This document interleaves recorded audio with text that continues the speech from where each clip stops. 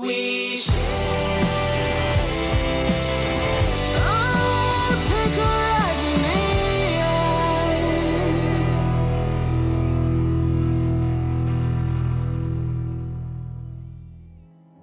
My name is Dada Deborah Ibitayo.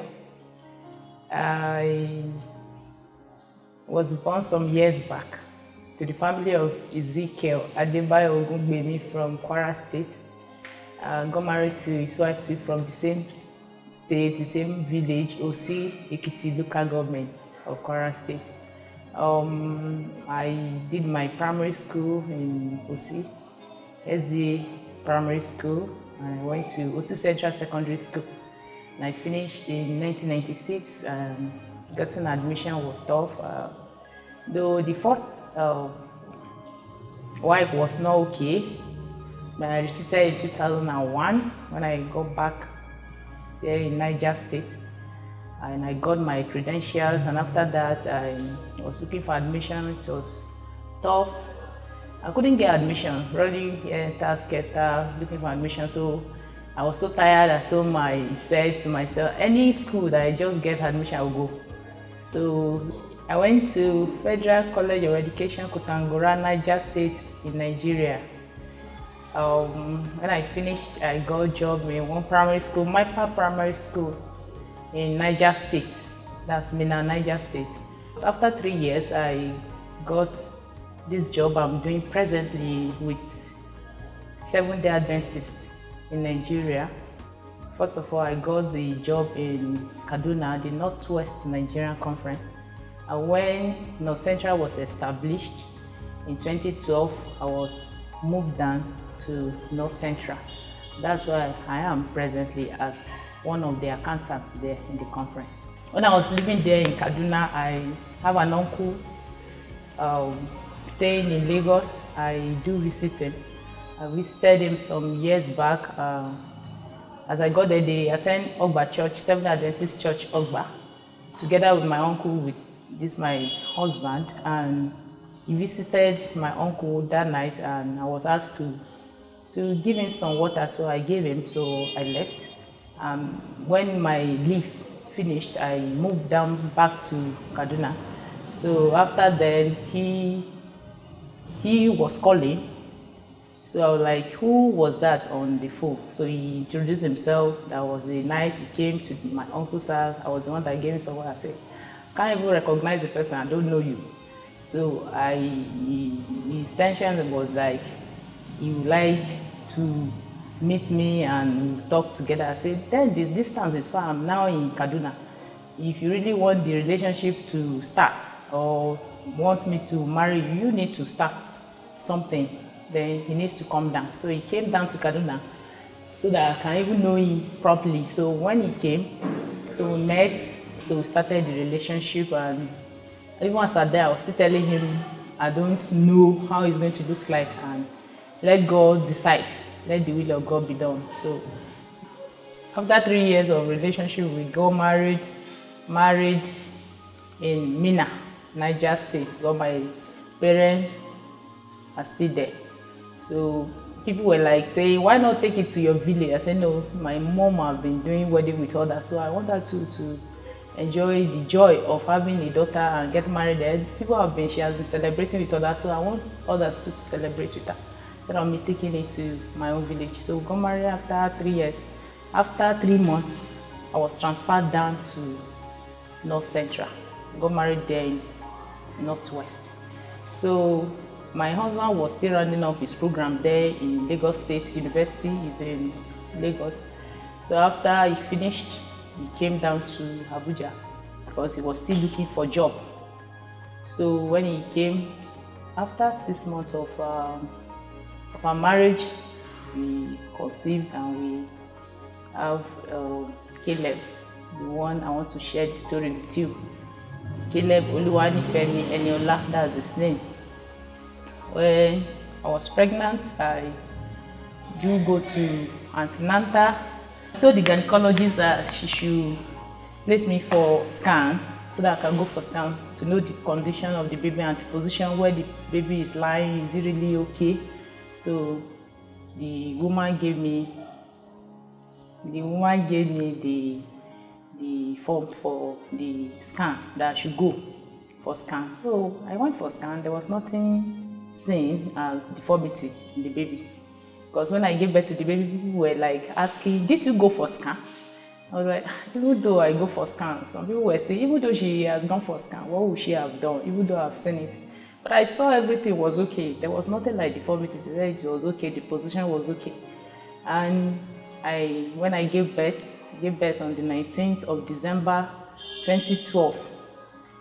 You know, as soon as the mother gives birth, the midwife will show you your baby, raise it up and say, look at your baby so that there will be no any problem, either it's male or female. Not that you say it's male and the other person is giving you female. So they lifted him up and they were showing me that, look at your baby. I was so sad looking at my baby, deformity of the upper lips. I was like, what could have happened?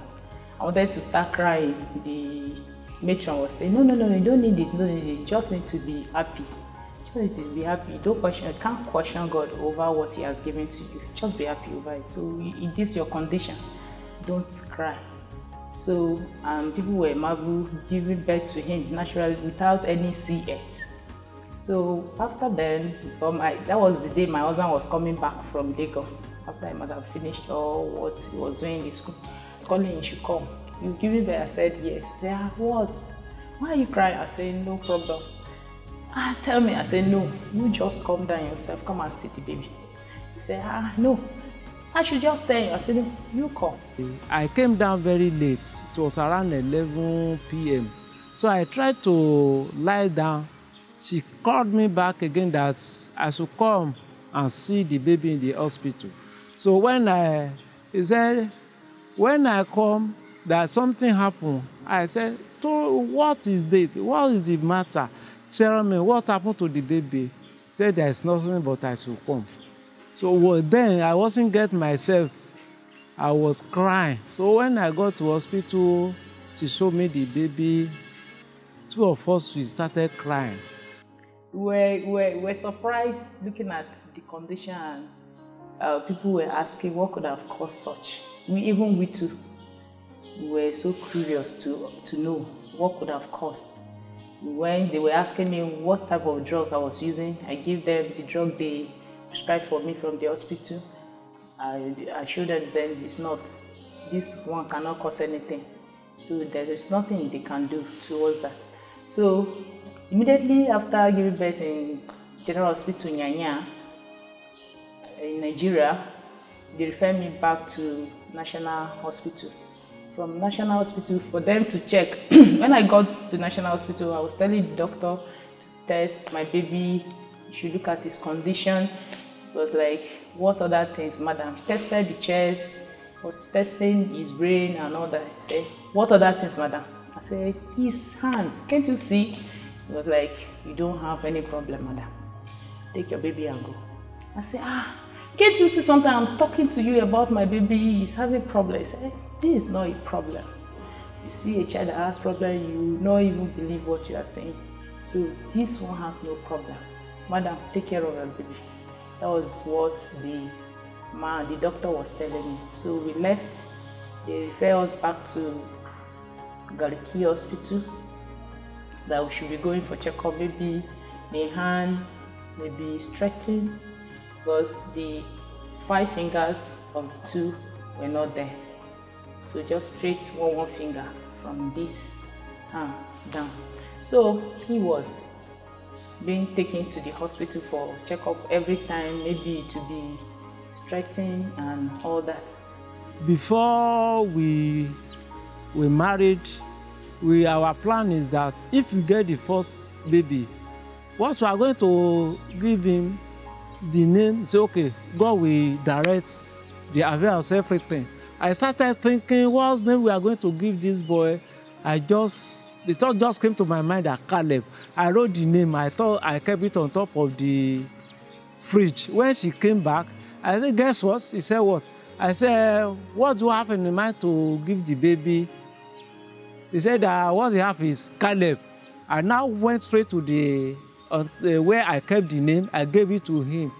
Say, the spirit works together. We pray, we say, thank God. Getting to where to get the drugs. So what is the name of the baby? I say, can I name this boy Kyle? See the situation. Say, baby. They now wrote baby Dada. But I felt guilty. So I went back the following day. I said, the name of the baby is Dada Caleb. After 3 months later, there was an elder that came to our house after, beating him, lying down on the cushion. And the man was asking, and the elder of our church, that, this kind of child, madam, what kind of school will this child goes to? Because all this while I've been telling God that God should give me word of encouragement. I don't want to talk to anybody to embarrass somebody because of my baby. Because words, different kind of words have been coming and to discourage me as a mother. Even some will come telling you that, will you be able to take care of this baby? You need to take this baby to an orphanage home. I said, no. I'm the one that gave birth to this baby myself. It's my blood. I need to take care of the baby. Even some family members were even given that kind of advice that no, you don't need it, you don't need this kind of baby to take care of. Give to somebody to take care. I said, no, I need to take care of my baby myself, because God does not give bad gifts. He gave us perfect gifts. I know even during pregnancy, me and my husband have been praying towards God, give us a child that will give you glory. Even when I gave birth to the child, I was asking him, is this kind of child that will give you glory, God? So, but I used to cry even when I gave birth to him, that does Jesus care?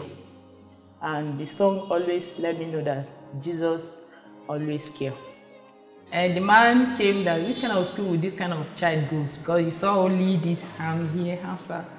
So he didn't see, because the other thing I always put it inside and wear it clothes. I'll lay it down.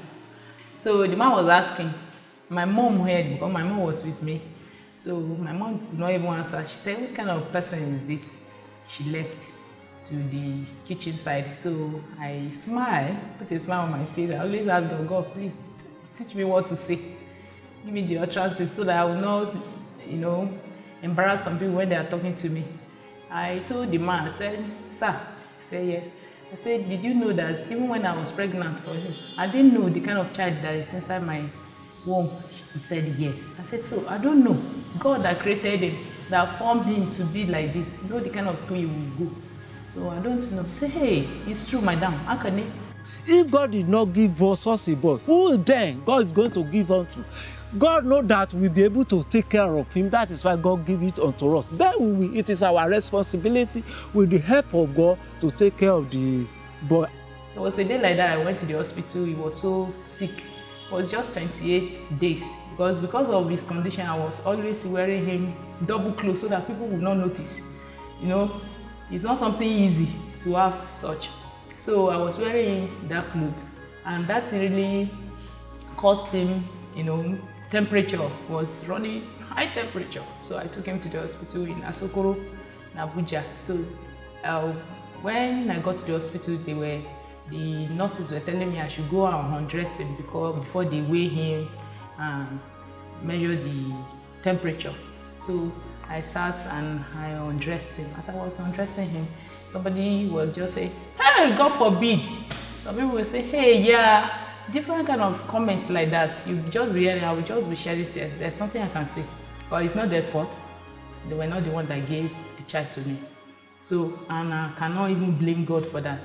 I still appreciate God, because even during the time I was nursing him, he has been a source of joy to me. Whenever I want to go out, maybe take him to go and buy something in the market or go to the hospital, I always find somebody to lift us. They need to just pass by our side and say, madam, where are you going to with this little baby? Say, I want to go to the market. So many things he does by himself. Eating, sweeping, he can mop. He's one that mop very well in my house. He mop very well. He can pant for me. He does his younger sister's homework for her, holding the hand. So when he was 2 years old, we're looking for a school for him. He needs to go to school, despite the fact of his condition. So we're looking for a school. We went to one to fourth school, they could not give us admission. They were like, take him to one special school. We're like, which kind of special school would he go? There's one in Karu, there's one in this other side. I said, hey, school, those imbecile school, I can't take my son there. There's nothing wrong with his brain. He's good and sound upstairs. The only thing is lips. He said, how can the teacher, one other proprietors were telling her, how can teacher hold his hand to write? I said, no, that one just leave that one for God to do. The initiatives will be there. He will do it perfectly okay by himself. Don't even bother to hold his hand or to teach him anything. Just put him in a class. I know he will be fixed. I went straight to Vessels of Honor Academy where he was admitted. Getting to that place, I met the proprietors of the school. So she called Mrs. Dane Kende. She came. He said, by the grace of God, they are going to take their best to take care of the boy. But he said, sir, please, we need your prayer. Pray for us. When he came new, I was like, where we last start from. So I said, so let me allow him to see what he can do. So when others are writing, I normally give him his book and his pencil. So I noticed that he liked to pick the pencil with his finger and place it on his cheek and start writing. So I allow him, even now he's managing with the one hand to write. Later on, when they saw what he can do in the class, they said, oh, he has an extraordinary, wisdom. So he started in that school, KG1, 2. Now, by God's grace, he's in primary 3. He's in primary 3. So, and he has been doing well. He has a very fine handwriting when you see him writing. And he's in his academically performances, he has been trying his best too. He has his A's. He's one of those that are either from first to fourth position. He has been doing that. I appreciate God for his life. He has been a source of joy because where we were thinking, me and my husband, that this child cannot, how will he be doing things? Because he has been so impressive, pressing us to the extent that even right from when he was a year, 8 months, he has started mopping for me. When I'll go to work, when I comes back, I'll see how he has mopped his kitchen. Because he saw my niece mopping the house during when she was doing that. So he too was trying to do that. He's so hardworking. Anything falls now, you say pick, he will start picking. We're the one that will be telling, no, don't bend down, start doing all those things. I don't like that. But he wants to do everything. Doesn't want anybody to help him to do his things. I know, formerly, we always think that, how could God give us this kind of child? What have we done? When we gave birth to him, we're questioning, what kind of a thing is it? What sin have I committed or my husband committed to deserve such a child? John chapter 9 verse 1 to 3, that about the blind boy, that they ask, what happened? Is it the sin of the parent or the sin of the boy that make him born blind? Jesus Christ said that neither the sin of the boy or the sin of the father, parent, but for the glory of God to show to the people. I quoted the Bible vividly for these people, and I asked them, when you get home, ask your parents, are they the one that pray? Tell God during the process of forming that this is how I want you to form my baby. If not, if they are the one that control God, then it is my fault that I did not control God, that this is how I want my baby to be. But if they are not the one, then the case is between you and God. Because you never married, you don't know. The person who never died doesn't know the kind of death that he makes him. But when I see that, I still give glory to God because my own son is still okay upstairs. He's brave, there's nothing wrong. He will tell you something now, he advises you, he encourages you on what to do. I thank God for I'm not regretting giving birth to him. I'm not ashamed. My name is Dada Caleb Eniola Oluwanifemi. I want to become an electronic engineer. Okay. I'm proud to be his mother. I really thank God because he has been there and I know what he has started in his life, he's going to accomplish it to the glory of his name.